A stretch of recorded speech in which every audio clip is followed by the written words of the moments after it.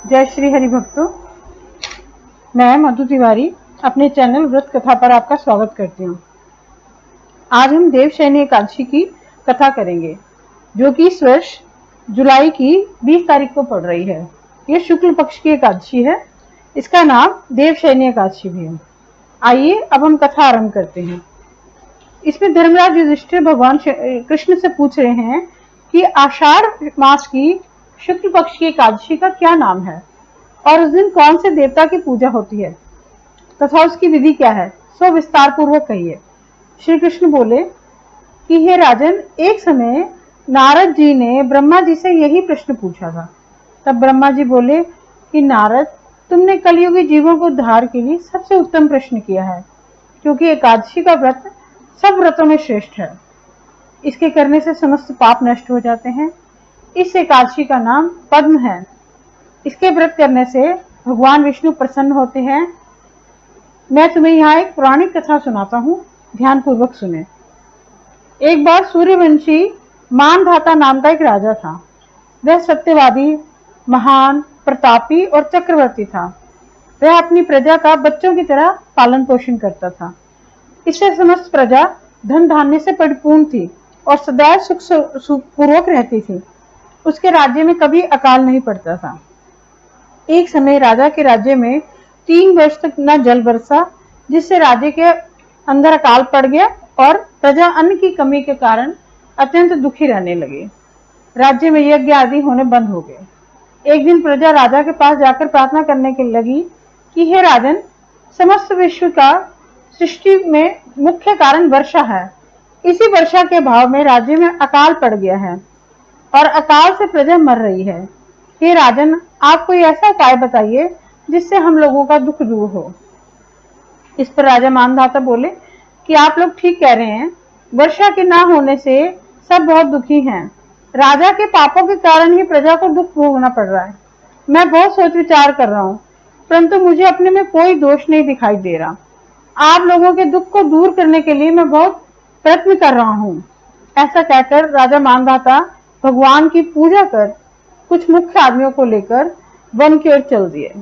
वह वहां ऋषियों के आश्रमों में घूमते घूमते अंत में ब्रह्मा के पुत्र अंगीरा ऋषि के आश्रम में पहुंचे। उस स्थान पर राजा रथ से उतरे और आश्रम में आए। वहां मुनि अभी नित्य कर्म से निवृत्त हुए थे। राजा ने उनके सन्मुख प्रणाम किया। तब मुनि ने उनको आशीर्वाद दिया।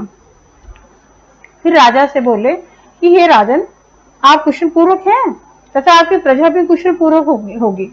इस पर आप इस स्थान पर कैसे पधारे हैं, सो कहिए। राजा बोले, हे महर्षि, मेरे राज्य में 3 वर्ष से वर्षा नहीं हो रही। इससे अकाल पड़ गया है और प्रजा दुख भोग रही है।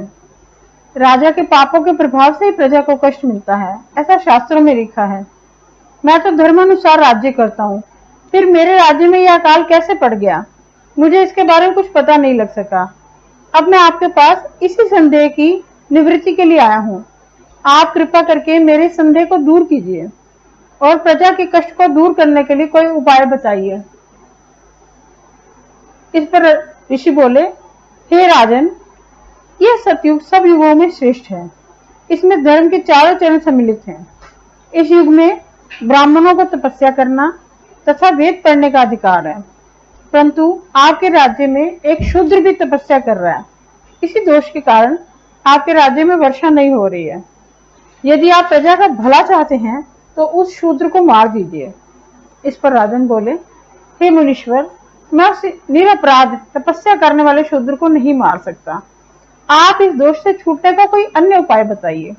तब ऋषि बोले कि हे राजन, यदि तुम ऐसा ही चाहते हो तो आषाढ़ मास के शुक्ल पक्ष की पद्मा नाम की एकादशी का विधि पूर्वक व्रत करो। इस व्रत के प्रभाव से तुम्हारे राज्य में वर्षा होगी और प्रजा सुख पाएगी, क्योंकि इस एकादशी का व्रत सब सिद्धियों को देने वाला है और उपद्रवों को शांत करने वाला है। मुनि के इन वचनों को सुनकर राजा अपने नगर में वापस आया और विधि पूर्वक पद्मा एकादशी व्रत किया। उस व्रत के प्रभाव से राज्य में वर्षा हुई और प्राणियों को सुख पहुंचा। इस एकादशी को देवशयनी एकादशी भी कहते हैं। इसके करने से भगवान विष्णु प्रसन्न होते हैं। अतः मोक्ष की इच्छा करने वाले मनुष्यों को एकादशी का व्रत करना चाहिए। चातुर्य मास भी इसी एकादशी के व्रत से शुरू किया जाता है। कुंती पुत्र युधिष्ठिर बोले कि हे भगवान, विष्णु भगवान का शयन व्रत किस प्रकार किया जाता है, सो कृपा पूर्वक मुझे कहिए। श्री कृष्ण बोले कि हे राजन, अब मैं आपको विष्णु के शयन का व्रत कहता हूँ, अब आप ध्यान पूर्वक सुनिए।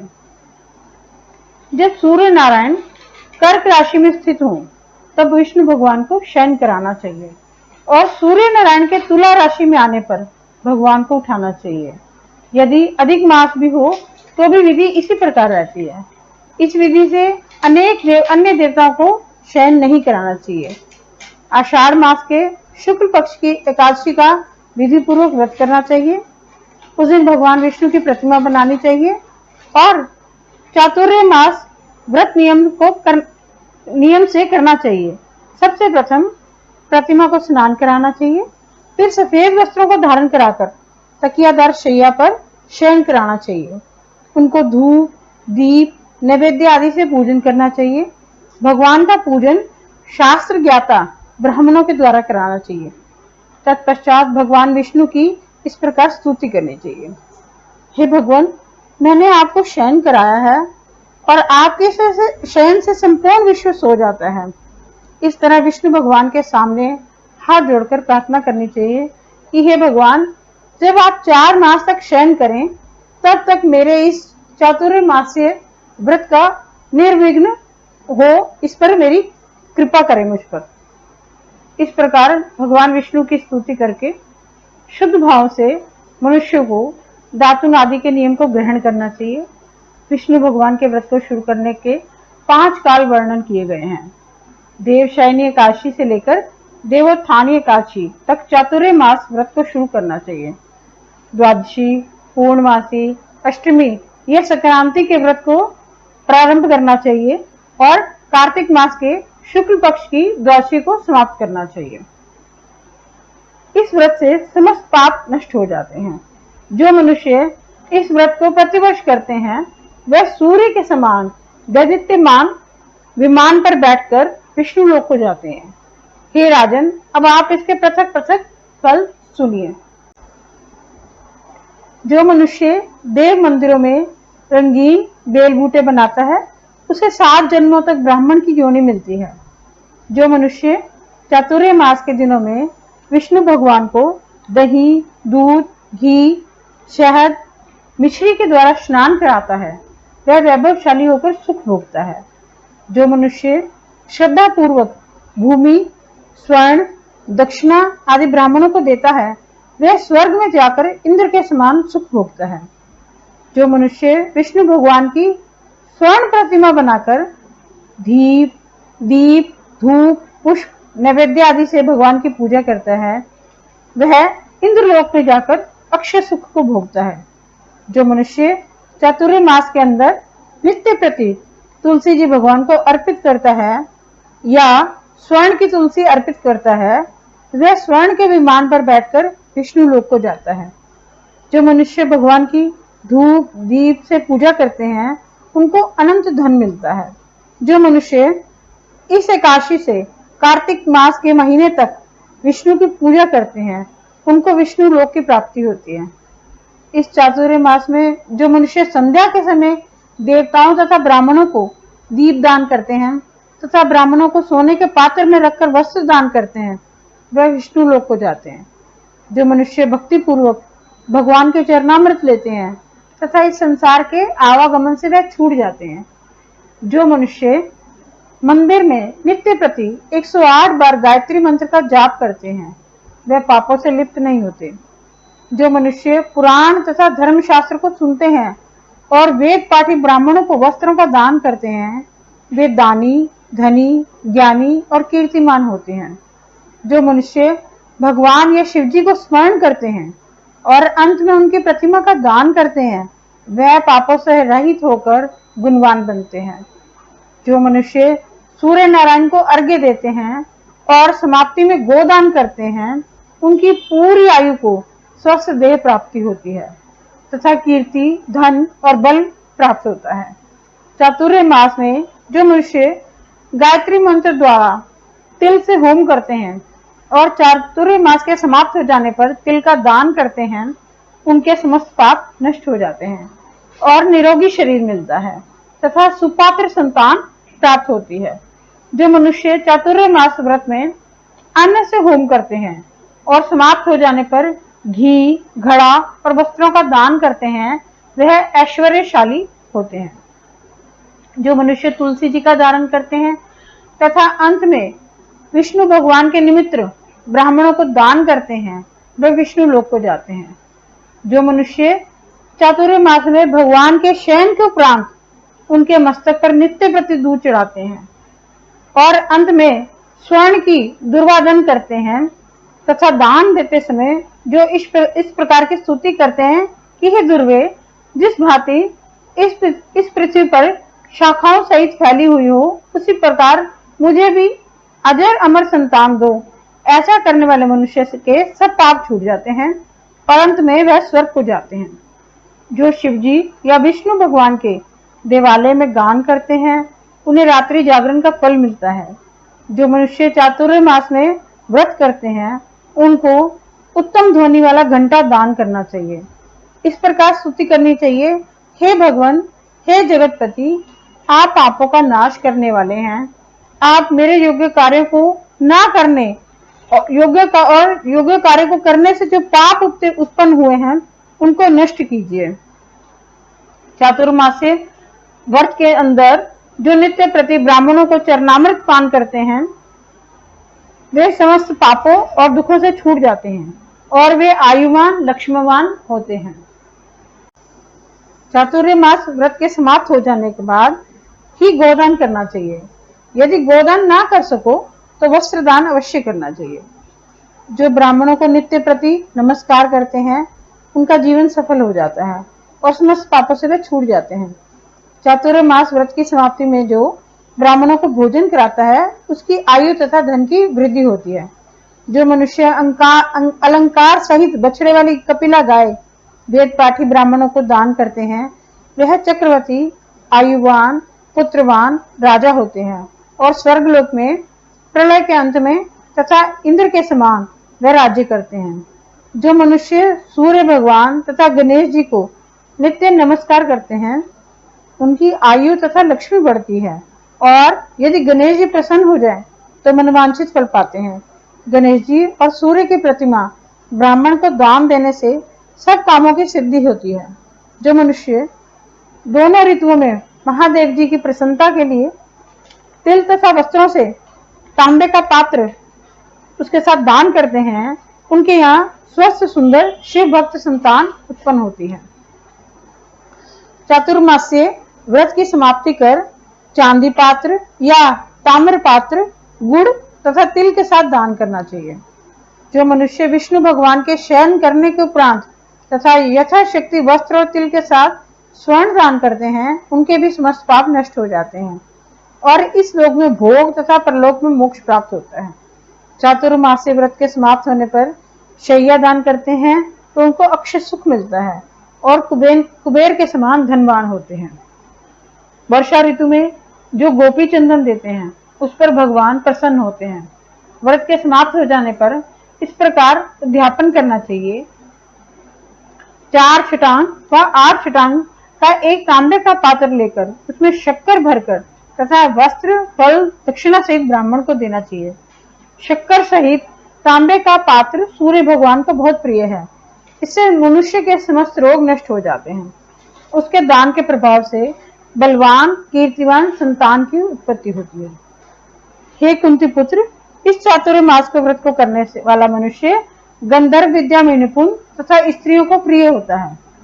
जो मनुष्य चातुर्मास्य व्रत में ब्राह्मणों को शाक फल आदि देते हैं और अंत में यथाशक्ति दान दक्षिणा वस्त्र आदि देते हैं, वे सुखी राजयोगी बनते हैं।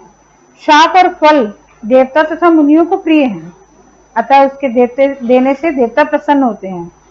जो मनुष्य इस व्रत में प्रतिदिन सौंठ, मिर्च, पीपल और दक्षिणा के साथ दान करते हैं, वह व्रत के अंत में स्वर्ण तथा सौंठ मिर्च आदि दान करते हैं, वे 100 वर्ष तक जीते हैं और अंत में स्वर्गलोक को जाते हैं। जो तंबाकू खाना छोड़ देते हैं, उससे देवता प्रसन्न होते हैं और अनंत धन देते हैं। इस व्रत में जो मनुष्य लक्ष्मी या पार्वती की प्रसन्नता के लिए हल्दी रखकर दान देते हैं, वह स्त्री अपने पति के साथ तथा पति अपनी स्त्री के साथ सुख भोगते हैं। इससे उन्हें सौभाग्य, अक्षय धन तथा सुपात्र संतान मिलती है। उनको देवलोक में पूजा होती है।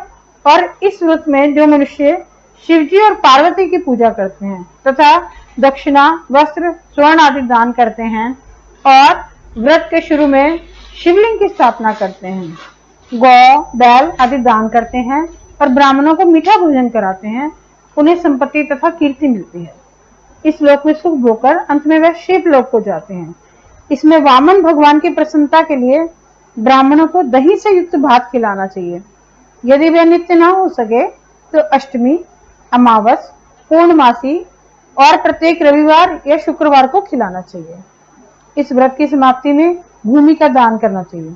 यदि भूमि दान ना हो सके तो वस्तु और स्वर्ण से युक्त पादुका का दान करना चाहिए। ऐसा करने से इस लोक में धन, धान्य, पुत्र तथा विष्णु भक्ति मिलती है और अंत में विष्णु लोक को जाते हैं।